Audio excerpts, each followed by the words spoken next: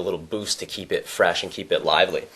Because you can see too, if you look at the water, I don't know if you can see the surface of that water line, but this water's so, every molecule is so linked together that it's got a reactivity to it that sort of stale old water doesn't have. And the more we vortex it, the more that reactivity will happen. So I just give it a little spin, and the key is to spin the water, not the bottle.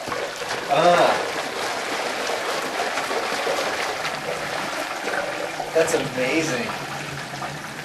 Still real cold, so we've got some condensation here.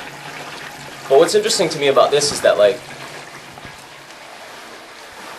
you see that even though this is billions and trillions of little individual molecules, it's all functioning as one piece. And you can follow fibers of it down, like it's almost like it's a fabric.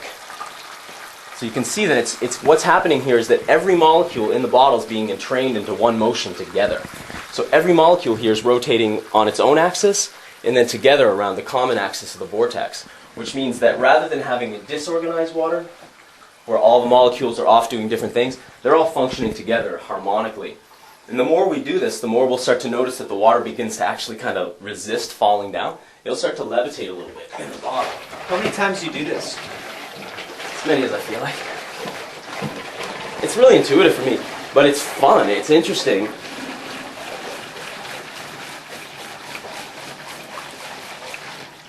The vortex will just become more and more attuned as we do it. You can see like that's a much bigger vortex, and see how slow it is to come out of the bottle here now? It's actually different now. Yeah. And every time you do it, it'll continue to, it's almost like it retains the memory of the vortex. So now it's moving slower because of why? Almost like as it takes on, it's like a levitational charge that resists falling through the bottle. It gets hang time. We don't think in terms of water as having an intelligence, but obviously this is adapting to a specific thing. Yeah, it's taking on some kind of memory. And that's, that's known now that water takes on a memory. That's the function behind homeopathy. That's the future of computers, which is obviously going to be a water-based chip technology of some kind.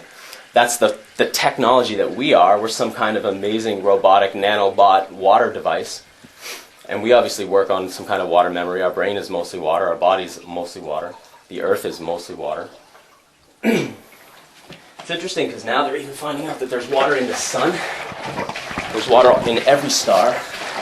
Water's key in the processes that birth a star. Water's found all through space. Water's found in interstellar space that's supposedly a vacuum. We got sold an idea that water is H2O. Saying that water is H2O is kind of like saying that you are your skeleton. You're like a lot more than your skeleton, right? But your skeleton's the frame that you hang on. H2O is the frame that water hangs on, but there's a lot more in here than H2O. And now it's moving quicker. Is there a reason for that now? It seems like it's moving a little quicker. It's so anomalous to me that, every time I do it's like magic. I don't fully understand it, and I know that nobody does. And I've read just about every book I can get my hands on water, and it's still a mystery to people, particularly to scientists, who have the hardest time understanding it because they're really stuck in the H2O paradigm of water. Now, supposing you're in some kind of a city. I'm sorry, when I'm talking, just try to move it closer to me. When you're in a city, how would you get access to good water, spring water, say Los Angeles or New York? I was just in Manhattan for a couple of events, so I was there for a couple of weeks. And I found a spring about an hour and a half out of the city in New Jersey in a national park. What I was doing is taking the drive. I've got several of these bottles, so the amount of time and energy that it takes to go have a beautiful day in a national park and come back with 15, 20, 30, 40 gallons of water is about equivalent to what it would cost me to go buy cheap bottled water at the store. So, and it's a lot more fun, a lot more beautiful. I got to be outside. I spent 3 months in Toronto last winter. I found maybe 5 or 6 springs outside the city there, all within an hour drive. And how do you know which springs are good and which are not good? One of the fun things about going to the springs is that usually there's people there also filling up their bottles, and so typically I'll stop people and ask them what their experience at that spring is. And usually you get a response something like, I've been coming to the spring since, for 65 years I've been coming to this spring and it's my favorite water. So that's one way. If people have been drinking it for many years, that's one thing that you can trust.